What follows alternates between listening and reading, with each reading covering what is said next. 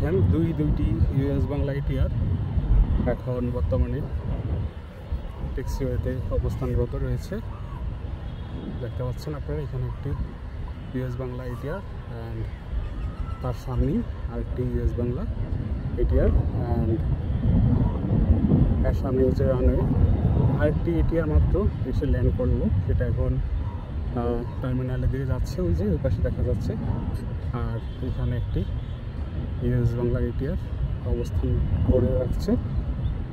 I think আরেকটা বিমান হয়তো এখন ল্যান্ড করবে, তাই ইটিসি থেকে সে সিগন্যাল পায়নি রানওয়ে যাওয়ার।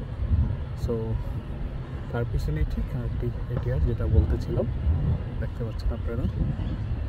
সো সিগন্যাল পেলে হচ্ছে তারা হচ্ছে যে রানওয়েতে যাবে এবং ওইখান থেকে আবার ল্যান্ডিংয়ের প্রস্তুতি টেক অফের প্রস্তুতি নেবে।